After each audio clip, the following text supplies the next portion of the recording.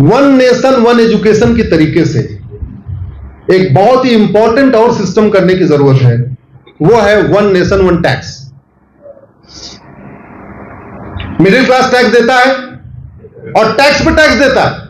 Salary मिली, tax दिया, cut के salary मिली। चाय पीने गया दुकान में, वहां भी टैक्स दिया। डॉक्टर के पास गया, वहां भी। सब्जी खरीदा, कपड़ा खरीदा, कुछ भी खरीदा, हर जगह कहीं जीएसटी दे रहा है, कहीं वैट दे रहा है, कुछ ना कुछ दे ही रहा है। Tax on tax, tax on tax. व्यापारी tax on tax, middle class tax on tax. Chanakya के समय में भारत की जीडीपी दुनिया की 38% से 40% के बीच में वेरी करती थी। जब तक चंद्रगुप्त का राज्य था तब तक भारत की जीडीपी दुनिया की 38 to 40% थी, कभी 38%, कभी 40%। कुछ लोग सोचते होंगे कि पहले जीडीपी कैलकुलेट नहीं होती थी। उनको बताता हूं, सिस्टम अलग था, कैलकुलेट होती थी। अभी टाइम नहीं उसको एक्सप्लेन करने का।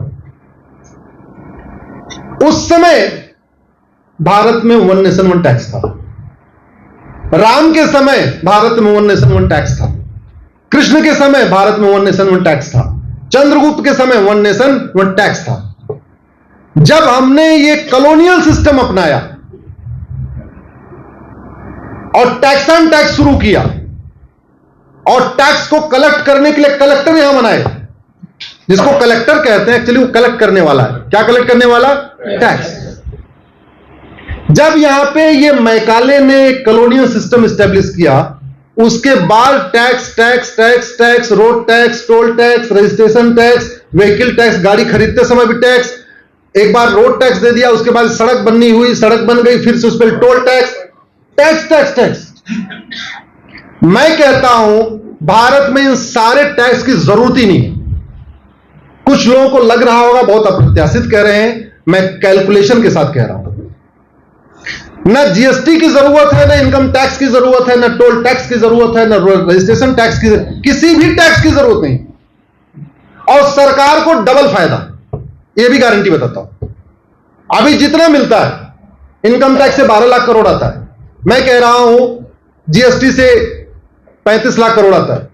35 12 47, लगभग 50 लाख करोड़ आ रहा है। सारे टैक्स खत्म कर दें, भारत को लगभग 90 लाख करोड़ मिलेगा। केवल इतना करना है, थोड़ा टफ डिसीजन लेना पड़ेगा। हां, पॉलिटिकल पार्टियों की दुकानें बंद हो जाएंगी। वन नेशन वन टैक्स के बाद भारत में शायद 2 या 3 पॉलिटिकल पार्टी बचेगी। वन नेशन वन टैक्स के बाद लोग पॉलिटिक्स में जाना छोड़ देंगे, जाएंगे ही नहीं। जो अभी इतनी मारामारी है ना, जाएंगी नहीं। वन नेशन वन टैक्स के बाद आप किसी को पैसा ऑफर करोगे, बोले नहीं बहन तुम्हारा काम कर देंगे, जाओ, हमें नहीं चाहिए, ये बवाल नहीं पालना मुझे। क्या करना है? अभी मैंने 2000 की नोट चैलेंज किया था, पता है आप लोगों को आइडिया है नहीं आइडिया? जब 2016 में 2000 की नोट आई थी, सबसे पहले मैंने इसको चैलेंज किया था और सरकार ने वापस ले लिया उसको।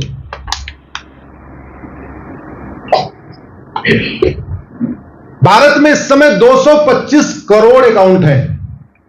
कितने खाते हैं? 225 करोड़। परिवार है 30 करोड़ और खाते कितने? 225 करोड़।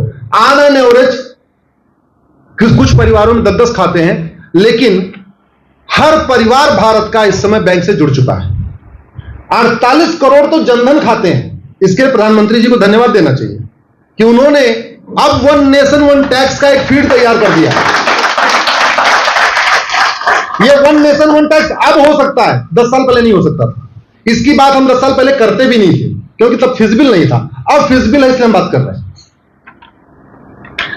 30 करोड़ परिवार, 130 करोड़ आधार, 225 करोड़ खाते। यानी हर परिवार के पास आधार है और हर परिवार के पास बैंक में खाता है। 48 करोड़ जनधन खाते। जनधन खाते केवल ईडब्ल्यूएस और बीपीएल का खुलता है, यानी गरीब से गरीब ट्राइबल आदिवासी भी बैंक से जुड़ चुका है। और इसका एग्जाम्पल यह है कि जो किसान सम्मान निधि आती है, साल में 3 बार आती है, 3-3 महीने पे आती है, 2-2 हजार रुपए आता है। वो गरीबों को आता है, जिनके पास खेत वगैरह बहुत कम है, 2 एकड़ 1 एकड़ से कम खेत है, उनके पास आता है। उनको डायरेक्ट पैसा आता है। इसका मतलब गरीब से गरीब आदमी बैंक जाना सीख गया है, बैंक से पैसा निकालना सीख गया है। अदरवाइज किसान सम्मान निधि का फायदा कैसे हो रहा है? पैसा ले रहे हो। हर परिवार बैंक से जुड़ गया और हर परिवार के पास मोबाइल भी आ गया, जनधन भी आ गया। आंकड़े बताते हैं कि 80% लोग पर डे 100 रुपए से कम खर्च करते हैं भारत में, और जो 20% खर्च करते हैं उनके पास एटीएम, पेटीएम, भीम यूपीआई डेबिट कार्ड पहले से ही है। फिर 100 रुपए से बड़ी नोट की जरूरत है क्या? जोर से बोलिए। 30 करोड़ परिवार है, 130 करोड़ आधार है, यानी हर परिवार में आधार है। तो प्रॉपर्टी को आधार से लिंक किया जा सकता है कि नहीं किया सकता? जब पर डे 100 रुपए से कम 80 करोड़ लोग पर डे 100 रुपए से कम खर्च करते हैं, तो स्वाभाविक सी बात है रोज आईफोन तो खरीदेंगे नहीं वो। इसका मतलब वो बेसिक फोन यूज करते हैं, सस्ता कपड़ा खरीदते हैं। कपड़ा भी खरीदेंगे तो 1500 वाला कपड़ा खरीदेंगे, वो 4000 वाली शर्ट तो खरीदेंगे नहीं, जब पर डे 100 रुपए से कम खर्च करने वाले लोग हैं। तो अगर 100 रुपए से बड़ी नोट को बंद कर दिया जाए और एवरेज मान लिया कि 5000 रुपए, जिस सामान की एमआरपी 5000 है, जिस सर्विस की 5000 कास्ट है, यानी एयर खरीदा, टिकट खरीदा, रेलवे का एसी का टिकट खरीदा, या बिजली का बिल है, जो भी है, जो 5000 से नीचे है वहां तक कैश लेन देन अलाउ है। लेकिन अगर 5000 क्रॉस कर गया फिर आपका कैश लेन देन नहीं हो सकता। स्वाभाविक सी बात है, गरीबों को तो मुफ्त में बिजली मिलती है, तो उनका बिजली तो बिल वैसे भी आएगा भी तो 5000 से कम ही आएगा। तो यानी गरीब आदमी, दलित आदमी कैश यूज करता रहेगा, लेकिन बड़े लोग ये कैश यूज नहीं कर पाएंगे और उनको जरूरत भी नहीं एटीएम, पेटीएम भी पहले से ही है। केवल 1% बैंकिंग ट्रांजैक्शन टैक्स लगा दिया जाए, ओनली 1%। ना आपको इनकम टैक्स देना, ना आपको जीएसटी देना, ना आपको टोल टैक्स देना, ना आपको रोड टैक्स देना, ना आपको कुछ भी टैक्स नहीं देना। केवल जब जब आप ट्रांजैक्शन करोगे आपको 1% एक्स्ट्रा देना है।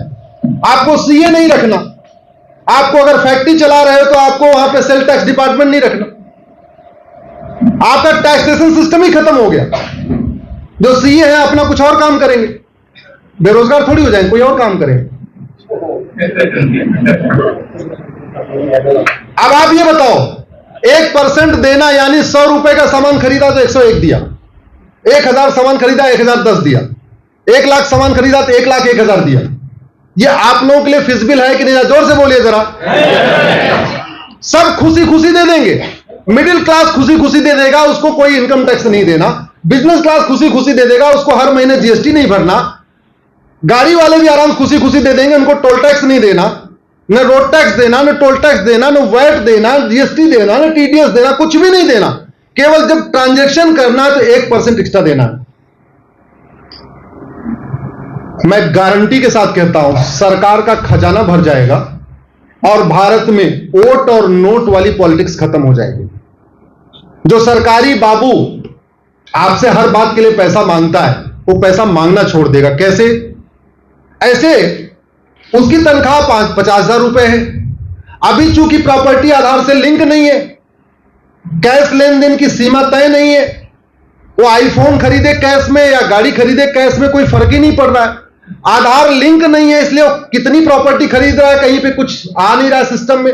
आधार मांगा तो जा रहा है, आप लोग कुछ लोग नहीं आधार तो मांगते हैं, मांगते हैं, लेकिन उसका कहीं पे वो नहीं हो रहा है, मॉनिटरिंग नहीं हो रही है कि एक व्यक्ति ये जो नगर निगम का बाबू है ये साल भर में कितनी प्रॉपर्टी खरीद रहा है, इसकी कोई मॉनिटरिंग नहीं हो रही।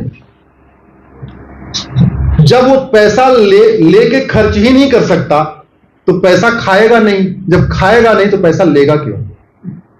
ये पॉलिटिशियन जो बड़ा बड़ा कॉलेज के लिए इतना जैसे कर्नाटक के पॉलिटिशियन के बारे में बड़ी बात फेमस है, यहां जो विधायक होता है सबसे पहले कॉलेज बनाता है। विधायक बनते ही सबसे पहले इंजीनियरिंग कॉलेज, लॉ कॉलेज या मेडिकल कॉलेज को उनको एक कॉलेज पहले खोलता है। जब वो हो जाता है फिर एक फार्म हाउस लेता है, और कुछ लोग कहते हैं उसके बाद ऑस्ट्रेलिया में फार्म हाउस लेता है, भारत के बाद। हाँ, ऑस्ट्रेलिया में इसलिए लेते हैं कि ऑस्ट्रेलिया की पॉपुलेशन 2.5 करोड़ है और ऑस्ट्रेलिया का एरिया भारत का 2.5 गुना ज्यादा है। जस्ट यू इमेजिन कि ऑस्ट्रेलिया की पॉपुलेशन दिल्ली के बराबर है, ऑस्ट्रेलिया का एरिया भारत का 2.5 गुना ज्यादा है, तो वहां बड़े बड़े 3-3 हजार एकड़ के, 5-5 हजार एकड़ फार्म हाउस ले लेते हैं। कुछ लोग मुझे वहां से वीडियो कॉल करके दिखाते भी हैं, देखो साहब ये इनका फार्म हाउस, इनका फार्म हाउस। तो करप्शन 100% खत्म हो जाएगा। पैसा लेगा ही नहीं आदमी, लेगा तो पकड़ा जाएगा।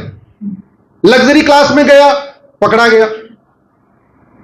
एग्जीक्यूटिव बिजनेस क्लास का एयर टिकट खरीदा, फिर पकड़ा गया, क्योंकि वो तो ऑनलाइन कैश में हो ही नहीं सकता, ऑनलाइन है। महंगा फोन खरीदा, फिर उसका रिकॉर्ड में आ गया। कुछ भी काम करेगा, 5,000 रुपए सस्ता काम करेगा, उसका काम होगा। जैसे ही 5,000 की लिमिट, 4,999 की लिमिट क्रॉस किया, वो सीधे मॉनिटर में आ गया।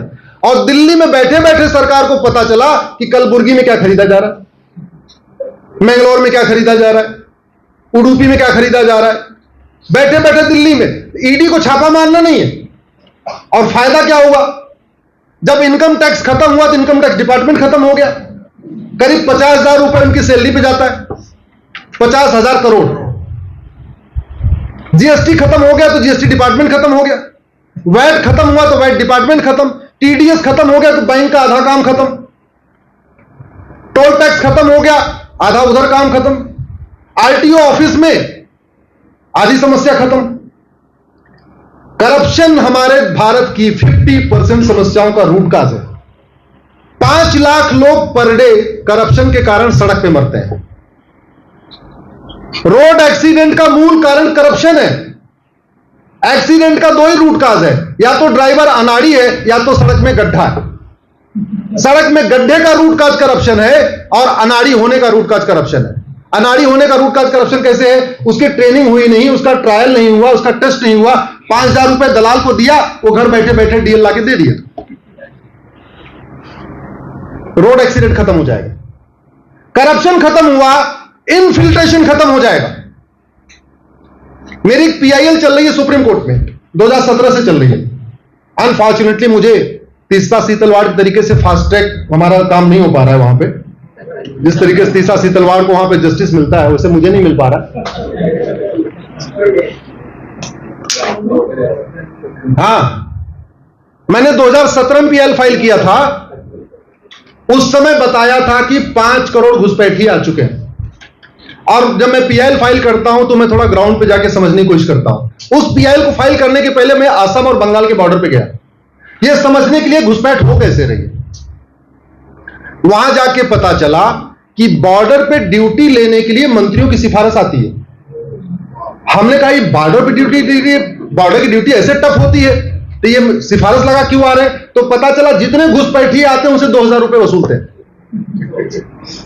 और जितनी गाय जाती है उससे 1,000 रुपए लेते हैं। तो गौ तस्करों से 1,000 रुपए पर गाय लेते हैं, और घुसपैठियों का अंदर करने के 2,000 रुपए पर घुसपैठियां लेते हैं। आप गूगल करना, BSF commandant cow smuggling 20 crore, आपको बाद में एक रिपोर्ट मिलेगी। अभी कुछ दिन पहले ईडी ने छापा मारा, एक बीएसएफ कमांडेंट के पास से 20 करोड़ रुपए मिला। और पैसा क्या था? घुसपैठियों को अंदर कराने का और गाय को बाहर ले जाने का। ये करप्शन हमारे कल्चर के लिए, हमारे नेशनलिज्म के लिए, हमारी एकता अखंडता के लिए बहुत बड़ा खतरा है।